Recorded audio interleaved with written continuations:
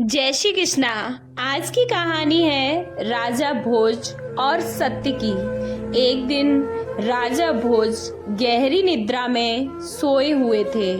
उन्हें उनके स्वप्न में एक अत्यंत तेजस्वी वृद्ध पुरुष के दर्शन हुए।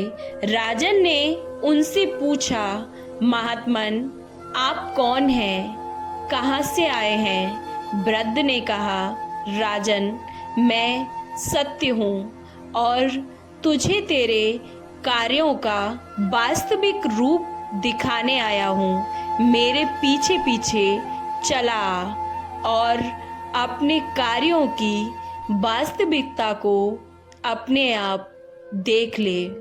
ये वचन सुनकर राजा भोज अब उस वृद्ध व्यक्ति के पीछे पीछे चलने लगे। राजा भोज उस व्यक्ति के पीछे पीछे बस चले ही जा रहे थे। राजा भोज बहुत दान, पुण्य, यज्ञ, व्रत और तीर्थ कथा कीर्तन करते रहते थे। उन्होंने अनेक तालाब, मंदिर, कुएं, बगीचे आदि भी बनवाए थे। राजा के मन में इन कार्यों के कारण अभिमान भी आ गया था। तो वृद्ध के रूप में आए सत्य ने राजा भोज को अपने साथ उनकी कृतियों के पास ले गए और वहां जैसे ही सत्य ने पेड़ों को छुआ, सब एक एक करके सूख गए। बगीचे भी बंजर भूमि में बदल गए। अब राजा भोज इतना देखते ही अत्यंत ही आश्चर्यचकित रह गए। उनको अब कुछ समझ नहीं आ रहा था। फिर सत्य ने राजा भोज को मंदिर ले गए। वहां भी सत्य ने वैसे ही मंदिर को भी छुआ और मंदिर को छूते ही वह मंदिर खंडर में बदल गया।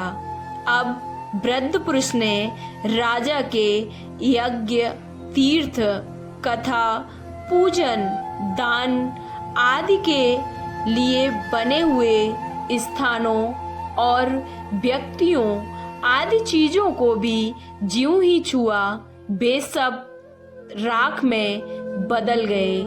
राजा ये सब देखकर अत्यंत ही चिंतित हुए और सब देखकर राजा अब कुछ विक्षिप्त सा हो गया। सत्य ने कहा, राजन यश की शक्ति के लिए जो कार्य किए जाते हैं उनसे केवल अहंकार की ही पुष्टि होती है, धर्म का निर्वाहन नहीं होता है। सच्ची सद्भावना से निस्वार्थ होकर कर्तव्य भाव से जो कार्य किए जाते हैं उन्हीं का फल पुण्य के रूप में मनुष्य को मिलता है और यह पुण्य का फल का रहस्य है। और इतना कहकर सत्य वहां से अंतर्ध्यान हो गए। अब राजा भोज ने निद्रा टूटने पर गहरा विचार किया और सच्ची भावना से कर्म करना प्रारंभ किया।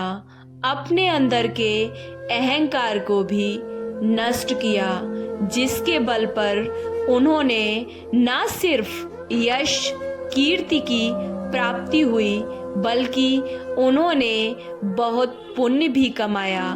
सच ही तो है, सिर्फ प्रसिद्धि और आदर पाने के नजरिए से किया गया काम पुण्य नहीं देता है। हमने देखा है कई बार लोग सिर्फ अखबारों और न्यूज चैनल्स पर आने के लिए अत्यंत ही विचित्र कार्य करने लगते हैं। प्रसिद्धि पाने के लिए झाड़ू उठा लेते हैं या किसी गरीब बस्ती का दौरा भी कर लेते हैं। ऐसा करना वह मनुष्य पुण्य समझते हैं, लेकिन सत्य तो ऐसा है, ऐसा करना पुण्य नहीं दे सकता।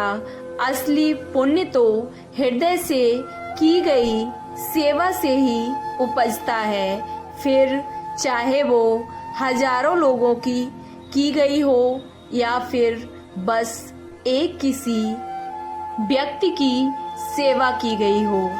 आपको ये कहानी कैसी लगी? अच्छी लगी तो कमेंट बॉक्स में जय श्री कृष्णा अवश्य लिखें। वीडियो को लाइक, चैनल को सब्सक्राइब करना ना भूलें। जय श्री कृष्णा, राधे राधे।